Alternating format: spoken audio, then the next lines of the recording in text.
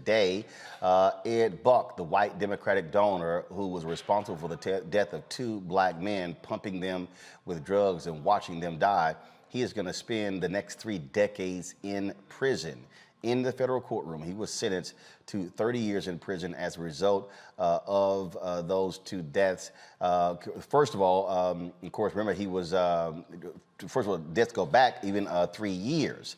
So this has been a story that did not get a lot of traction by California media, did not get a lot of traction by LGBT media.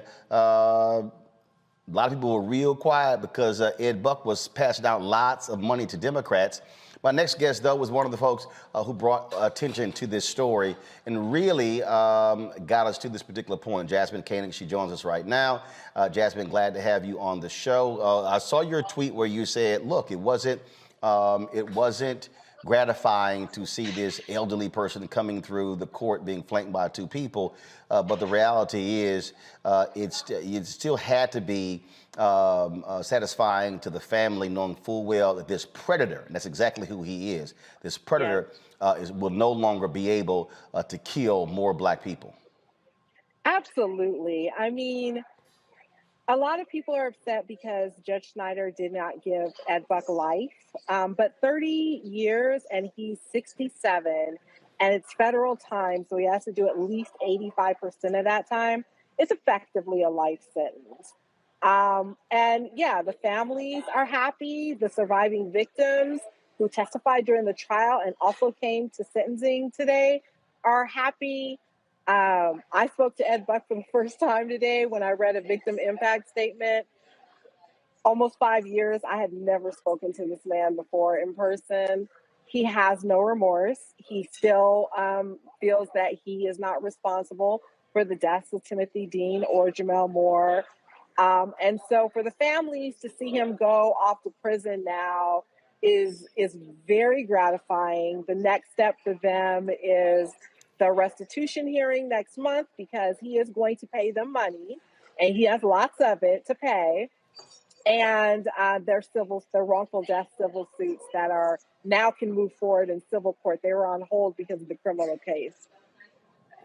One of the things that, first of all, you said Timothy Dean and Jamel Moore. The reality, Jamel Moore was the first one who died at the hands of Ed Buck. And a lot of people were like, no big deal.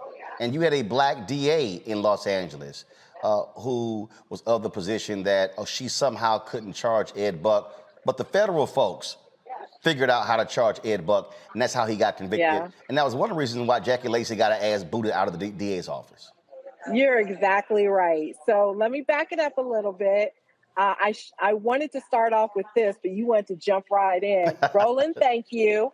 Thank you so much. Because of you, because of the respect that you gave me as a journalist and the respect you gave me as a political strategist, and you believed me, you had this story on every time anything significant ever happened in this case for almost 5 years. And you are the reason why Black people outside of LA know about this case. And so I want to say thank you to you because this case had a lot of media bias, a lot of media who are afraid to report on it, were worried that he was going to sue them. And so for a long time, no one would even talk about the fact that Jamel Moore died in his apartment in 2017.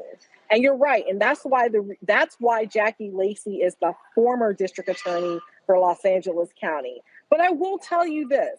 I'm a pretty fair person, and I will tell you that I'm actually very happy that the feds prosecuted this case because I don't know that given the criminal justice reform climate that we have, which I advocate for as well here in LA, that Ed Buck would have received any significant time in prison. And so for the families, it was important because you cannot bring back Jamel Moore. You cannot bring back Timothy Dean, that he spend a significant amount of time in prison because the feds prosecuted him. He will. Oh, absolutely. And the thing is, you had to battle LGBT media that ignored this story. You had folks who you had to battle Democrats who didn't want to give the money back. They were still are donations, and it was as if these folks didn't care about the lives of these two brothers. Yeah, and let me be really clear. It's more than just Jamel and Timothy Dean. As you know, throughout my reporting, more and more men step forward, and that's why during the trial we had a significant amount of witnesses, young men that came and testified about what Ed Buck did to him. Everybody that he hurt did not die, right? And so, what I said when I spoke to Ed Buck and I spoke to the court today was that crime victims matter and that we have to send a message with Ed Buck to all the other Ed Bucks who are operating under the radar and also engaging in this behavior. And we also have to send a message to Black men, particularly in LA County, who make up the majority of our homeless, right? Because he specifically went after Black men who were homeless. Mm-hmm. And LA is that's just like every single corner in Los Angeles, and so I think it's important that the homeless community, the Black community, the Black queer community understands that the Justice Department is going to stand up for you if someone like Ed Buck kills you. And that's the message that was sent today. And I'm really happy about it. It's unfortunate that it took almost 5 years. And as you know, Roland, many people didn't believe. I haven't heard from none of the big gay organizations, but I will give a shout out to MBJC, one of the organizations I helped co-found. But other than that, like, you would have thought that, this case would have resonated with a lot of sort of the big, gay organizations. It has not. And I still believe that that's because the victims are Black gay men, mostly. And which says we still have a lot of work to do in our community. Which is also why, and I'm going to talk about it a little bit later. I mean, this is also why you've got to have Black-owned platforms. Yep. When you first hit me, had you on Tom Joyner Morning Show, had you on the TV One show, absolutely. And again, without those national Black-owned platforms, then we're having to ask someone else to approve whether to do the story, and then it doesn't get out. It doesn't get covered. And that constant focus on that, the amplification, putting on social media and putting pressure, why aren't y'all covering this? That's what caused other folks to all of a sudden wake up and then force them to actually have to cover the story, including a whole bunch of prominent gay folks in national media who were not returning your phone calls. So let me tell you this, Roland. I'm literally sitting in a restaurant with the families and the surviving victims right now. My phone has been ringing all day. I have not done any interviews but yours.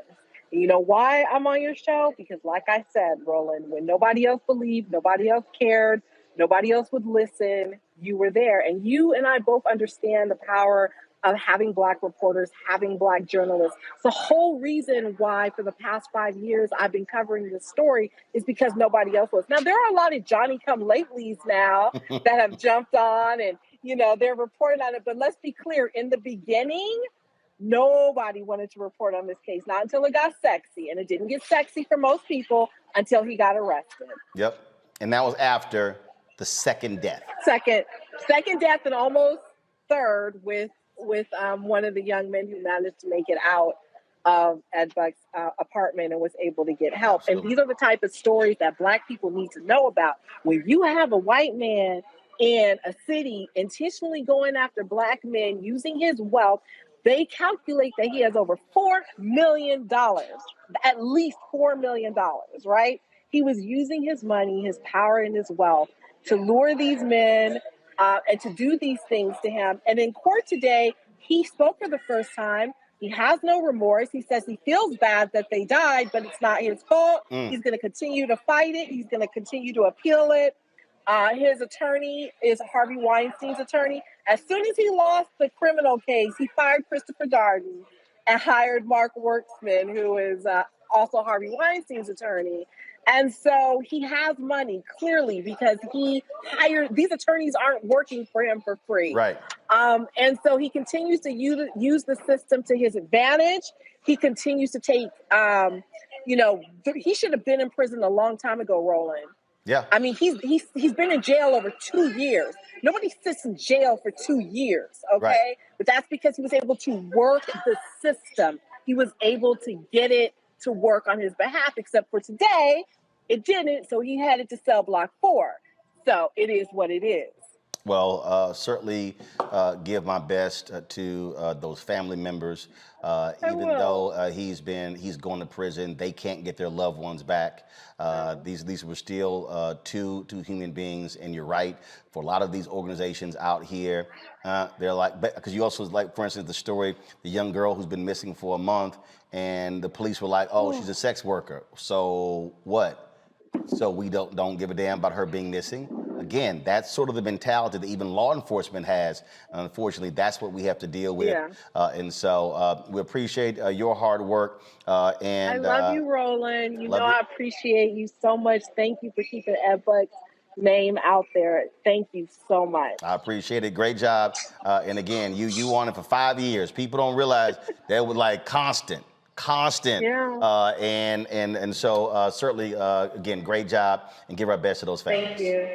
I will. Thank you so much. And thank your entire team. Y'all have been wonderful. Thank you so much. All right, folks, back to our Roland Martin Unfiltered video in just one moment. Folks, Black Star Network is here. Oh, no punches! I'm real revolutionary right now. Support this man, Black Media. He makes sure that our stories are told. Thank you for being the voice of Black America, Roland. Stay black. I love y'all. All momentum we have now, we have to keep this going. The video looks phenomenal. See, there's a difference between Black Star Network and Black-owned media and something like CNN. You can't be Black-owned media and be scared. It's time to be smart. Bring your eyeballs home. You dig?